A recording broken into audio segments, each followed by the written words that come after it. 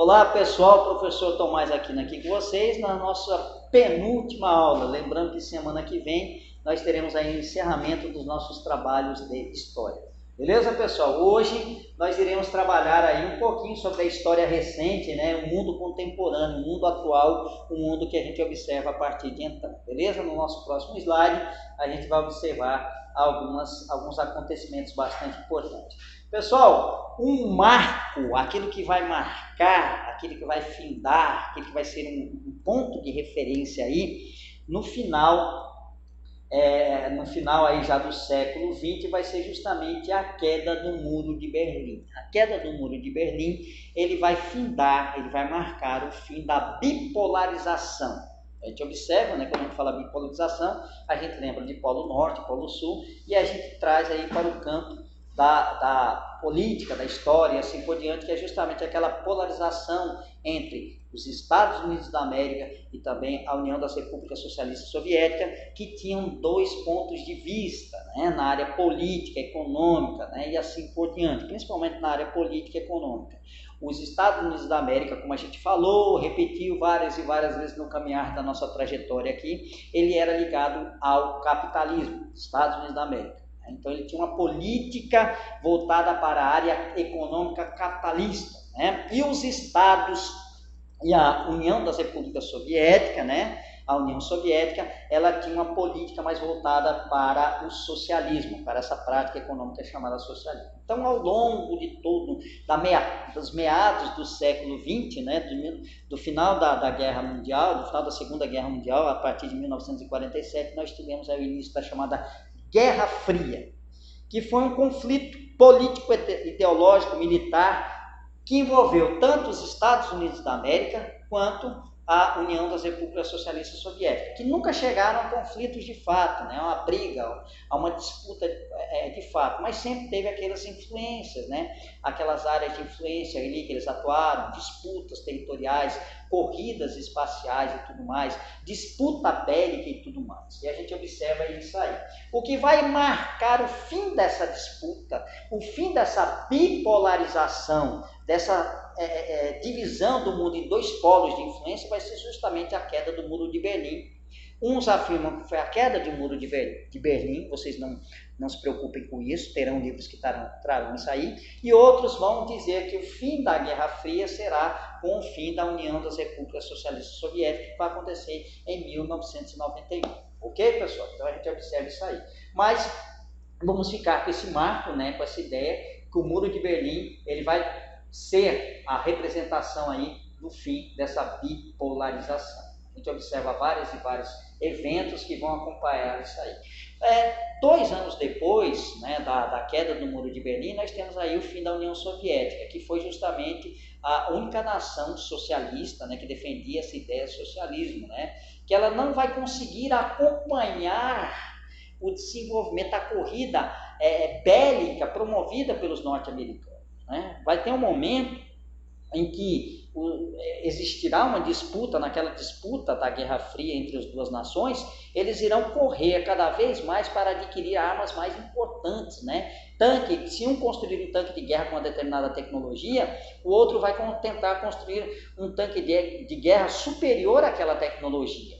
Se um construir uma bomba atômica com uma determinada tecnologia, o outro vai tentar construir uma bomba atômica maior do que a determinada tecnologia daquele país. Então, os Estados Unidos, vendo aquela situação, ele vai acelerar a sua produção bélica, né? Então ele vai começar a construir mais equipamentos de guerra, mais tanque de guerra, mais avião de guerra, mais bomba atômica, mais bombas de destruição em massa, aquela coisa toda. E a União Soviética vai tentar acompanhar essa corrida armamentícia. Só que ela não vai aguentar, ela não vai ter fôlego suficiente para acompanhar essa corrida. E aí ela vai entrar numa crise econômica. E essa crise econômica vai afetar a população. Porque aí você tem a União Soviética com uma tecnologia muito grande na área bélica, de armas, porém a população passando necessidade, passando fome, né, uma série de outras situações, a falta de produtos básicos na alimentação, calçado, vestuário, aquela coisa toda, corrupção, um bocado de coisa, né, uma série de situações. Então isso aí vai contribuir para o fim da União Soviética. Outra situação também, nós temos ali aquele rapaz ali, Ao lado direito de vocês, ao lado esquerdo, nós temos aí o presidente dos Estados Unidos, o presidente norte-americano, Ronald Reagan. E do lado de lá nós temos aí o primeiro, né, o secretário do Partido Comunista, né, ali, primeiro-ministro do Partido Comunista ali da União Soviética, né, Mikhail Gorbachev. Né? Então, Mikhail Gorbachev ele vai tentar fazer uma recuperação, tentar recuperar a economia, a credibilidade, a economia da União Soviética através de dois movimentos bastante interessantes, duas políticas bastante interessantes, que será a Perestroika e a Glasnost. A Perestroika vai ser uma abertura econômica, uma tentativa de fazer com que a economia gire, né? Uma permissão aí de empresas, de uma circulação do capitalismo ali dentro da região do território. Ou seja, não teria mais uma planificação da economia, né? As empresas da União Soviética eram todas estatais, todas pertenciam ao Estado. Porém, com a perestroika, essa abertura econômica, ele vai permitir a privatização de algumas empresas aí em território da União Soviética, né? Ou seja, elas se tornarem particulares. Isso aí vai dar um desenvolvimento na economia. Porque se você tem uma economia planificada, se você produz apenas um relógio, é apenas uma empresa produzindo esse relógio. Então, ela não tem a necessidade, pelo mercado de competição, de produzir um relógio melhor do que aquele. Deu para entender a ideia? Então, isso é a ideia da economia planificada, a ideia de disputa, né, comercial, um incentivo, né, econômico, aquela coisa toda. Né? Então, a perestroika foi essa tentativa de abertura econômica. E a Glasnost foi uma tentativa de abertura política, ou seja, permitindo uma maior manifestação, crítica ao governo, porque o regime socialista não permitia críticas ao governo, não permitia que a imprensa criticasse o governo, não permitia que outras pessoas, outros políticos que fossem contra as ideias do partido questionassem. Então ele vai permitir, né? Gorbachev vai tentar salvar a União Soviética do seu colapso, do seu fim através disso aí. Só que isso não vai dar certo. Foge do controle essa situação e aí a insatisfação popular, o investimento em muitas armas e o pouco investimento em áreas prioritárias de saúde, educação, aquela coisa toda, ele não irá acompanhar o desenvolvimento dessas armas. O desenvolvimento bélico é bastante forte na União Soviética, mas o desenvolvimento econômico da população ele é baixo. Então isso aí vai afetar e a população vai pedir o fim dali da União Soviética, e juntamente com o fim da União Soviética, ali vem a outra fase, né? Aí você vê a predominância, a adoção de vários países que pertenciam à União Soviética, que era comandado pela Rússia, elas vão entrar aí no mundo capitalista também. Beleza, pessoal? Basicamente é isso. Vamos lá. E o que tem a ver a queda do Muro de Berlim? O Muro de Berlim ele vai ser construído em 1961. Lembrando que logo após a Segunda Guerra Mundial, a Alemanha, que foi o pivô da Segunda Guerra Mundial, ela vai, digamos assim, ela vai ficar sob a influência dos 4 países que venceram a Segunda Guerra Mundial. Da Inglaterra, da França, né, dos Estados Unidos e da União Soviética, da Rússia. Beleza? Da União Soviética. A Rússia não tinha naquele momento, era a União Soviética. Então, o que acontece? Mas a influência mesmo ficou com a União Soviética e com os Estados Unidos, que eles vão dividir a Alemanha em Alemanha Oriental, que pertencia à União Soviética, e a Alemanha Ocidental, que ficava sob a influência do capitalismo liderado aí pelos Estados Unidos. Juntamente com isso, paralelamente a isso aí, Berlim, que era a capital da Alemanha, também foi dividida. Ela foi dividida por um muro. Porque muitos da Alemanha Oriental, muitos da Alemanha socialista, da Alemanha soviética, estavam fugindo, e eram pessoas que tinham, digamos assim, um destaque, né? Eram cientistas, fugiam, eram pessoas, muitos membros, inclusive, da população estavam começando a fugir, migrar para outra Alemanha, para a Alemanha capitalista. E o que acontece? Visto que a Alemanha, né, que Berlim Oriental estava perdendo parte da sua população, resolveu construir um muro para conter essa migração aí de pessoas da Alemanha Ocidental da Alemanha Oriental para a Alemanha Ocidental. Isso aí vai ser no governo de Nikita Khrushchev, né, o primeiro-ministro do Partido Comunista naquele momento. E a queda do Muro de Berlim vai ser em 1989, né, que vai findar essa política. E já não, a União Soviética já não tinha tanto poder, já não tinha tanta força, não estava controlando já. A população já não estava satisfeita com toda essa situação por conta daqueles fatores que eu falei para vocês. Alto investimento em tecnologia de guerra e baixo investimento na população, na produção de alimentos, calçado, de roupa, moradia e tudo mais, afetava a população. Então isso aí vai contribuir negativamente e vai contribuir para o colapso da o fim, né? Colapso da União Soviética e o fim aí do sistema socialista naquele momento, né? Implantado ali o socialismo real, que foi implantado ali justamente pela União Soviética. Beleza, pessoal? O Muro de Berlim foi o símbolo máximo da bipolarização, Estados Unidos, União Soviética, do mundo durante a Guerra Fria, e sua queda representou o fim do socialismo como alternativa de modelo econômico naquele contexto. Ele separou a cidade de Berlim Oriental e Berlim Ocidental durante mais de 28 anos, desde sua construção em 1961 até a sua derrubada em 1989, né? Então foi todo esse processo, né? Nós temos os principais representantes daquele momento, Ronald Reagan, e o presidente dos Estados Unidos naquele momento, e o Mikhail Gorbachev. Nós temos aqui uma representação, né, uma foto representando aí parte da população destruindo o Muro de Berlim. Nós temos também os conflitos que foram influenciados no período da Guerra Fria. A Guerra Fria, ela vai influenciar vários e vários países em todo o globo, em todo o planeta, né? Como, por exemplo, a Guerra da Coreia, a Guerra da China, né? A divisão da Coreia em Coreia do Norte, Coreia do Sul, né? Também a crise dos mísseis em Cuba. Também a gente tem as ditaduras militares aí, que vai ser, muitas dessas ditaduras serão apoiadas pelos Estados Unidos aí, com aquele temor de implantação do regime socialista aqui no continente americano. Então a influência da Guerra Fria, essa influência da bipolarização, ela vai influenciar praticamente o mundo todo. Beleza? Porém, vai terminar a chamada Guerra Fria, né? O símbolo, o marco que vai findar a Guerra Fria vai ser justamente a queda do Muro de Berlim. Com isso nós temos o quê? A ascensão, né? A subida, a emergência, vai emergir aí os Estados Unidos da América. A gente tem uma representação da bandeira dos Estados Unidos, uma águia também, que representa os Estados Unidos da América, com a principal potência política, econômica, né? Naquele momento, símbolo do capitalismo, né? Aquela coisa toda, né? A partir de então, a gente vê uma série de outras denominações, de outras classificações sobre essa nova formação, esse novo formato mundial, que será chamada de nova ordem mundial, ou mundo multipolar. Lembrando que a gente tinha dois polos, né? Estados Unidos, União Soviética. Agora a gente tem vários polos de influência, né? A gente tem vários outros polos de poder que vão influenciar todo mundo, ou apenas um único polo de poder, né? Será unipolar. Muitos defendem também essa ideia da unipolaridade. Unipolaridade, como os Estados Unidos sendo a única nação, a única potência militar, bélica do mundo capaz de influenciar, de ser o xerife, não mais como naquela época de Theodore Roosevelt, não mais como naquela época de James Monroe, como polícia, xerife daqui da América, mas ela como xerife polícia mundial, interferindo em vários assuntos aí, diplomáticos do mundo, né? Engasgaram aqui, mas a gente recupera. Beleza, pessoal? A empolgação é grande, né? Aí o que acontece? Então, essa ideia de unipolaridade, que vem também muitas pessoas defender, como os Estados Unidos sendo aquela influência em vários assuntos diplomáticos de vários países do mundo.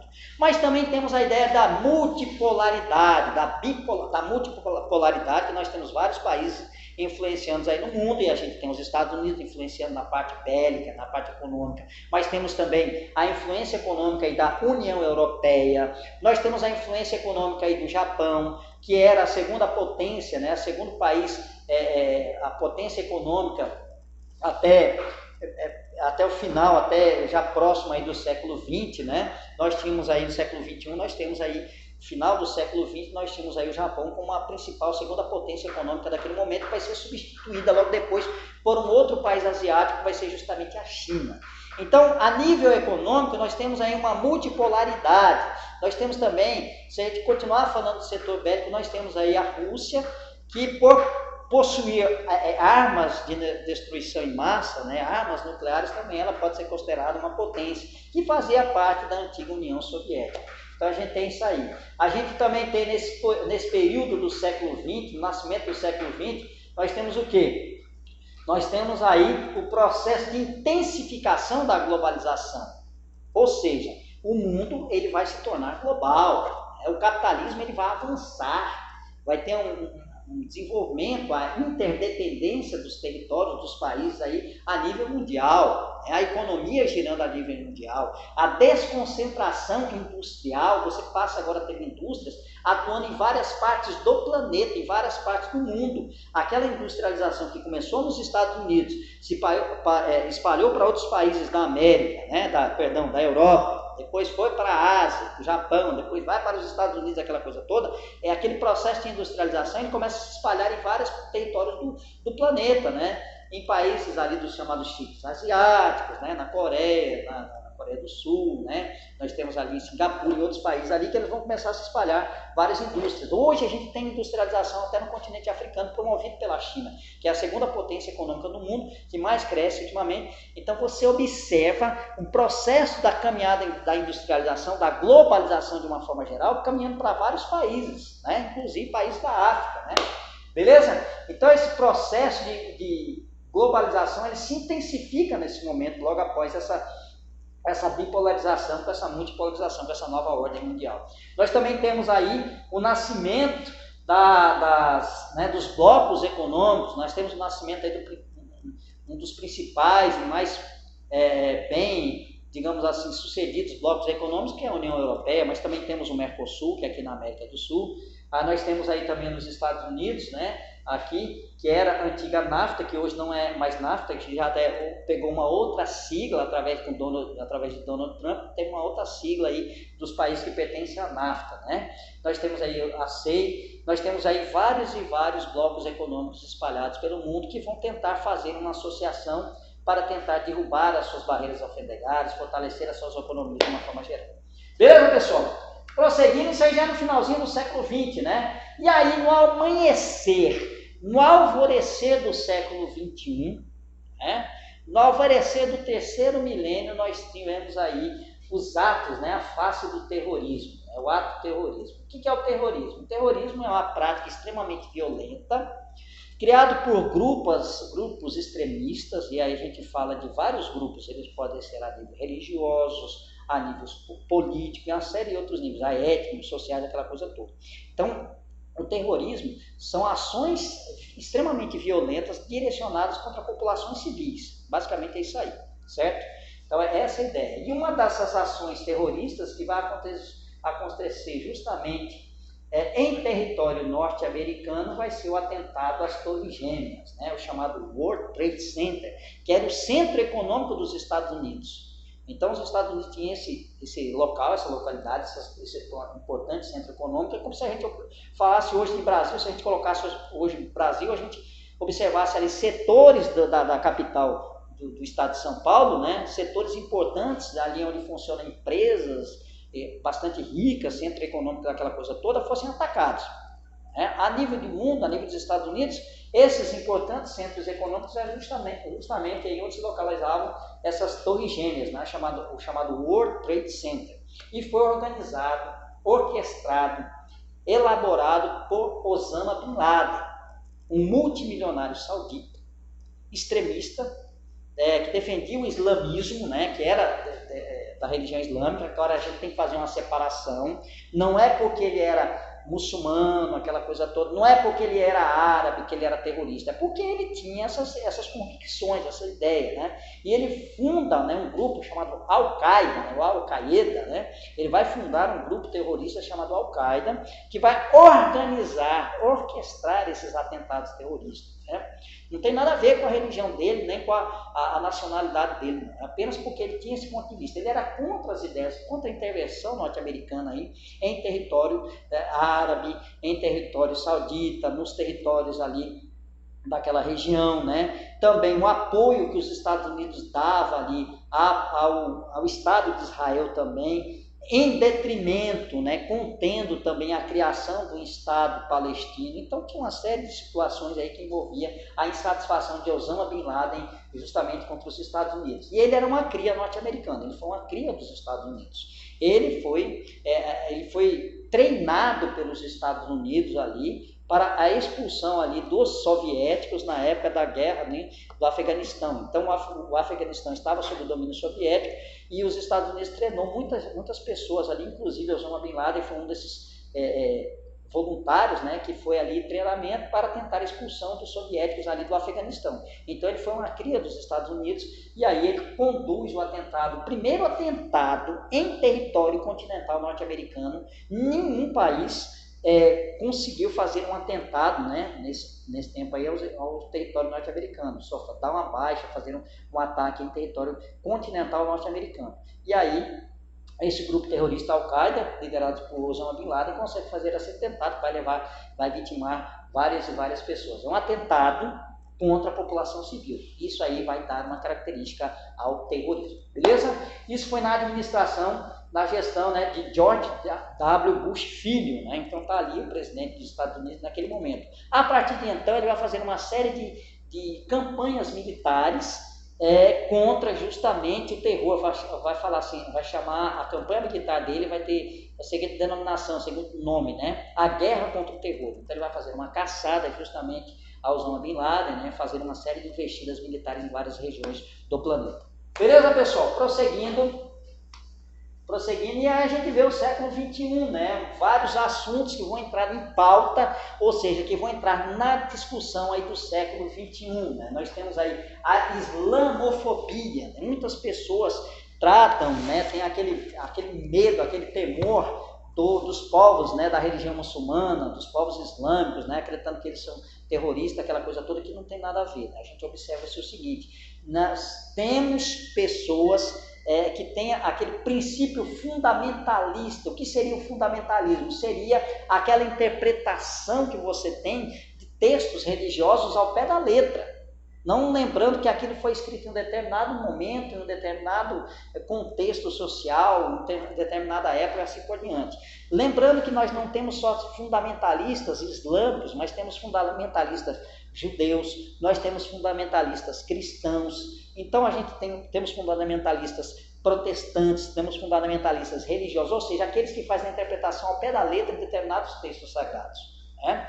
E essa visão, essa relação errônea, ou seja, errada, que muitas pessoas têm por não conhecer também, de associar o terrorismo à população islâmica, à população muçulmana, relação erroneamente que eu estou falando, volto a falar isso aí, uma relação errada, né? Leva à chamada islamofobia, que é justamente essa versão de ser que tudo o muçulmano, o islâmico, erroneamente dizendo, é terrorista, aquela coisa toda. Então isso aí vai causar uma série de problemas, é um assunto que entra aí na discussão do século XXI também. Outro assunto que entra na discussão do século XXI é a questão dos refugiados, né? Que são justamente aqueles grupos de migração forçada, a gente já estudou também em outros momentos aí, que são conduzidos a sair do seu local de nascimento, a sair da sua pátria, a sair da sua casa, motivados por perseguições políticas, motivadas por guerras, por conflitos, né, políticos, ideológicos, militares da sua região, e vão se deslocar para outros locais, né.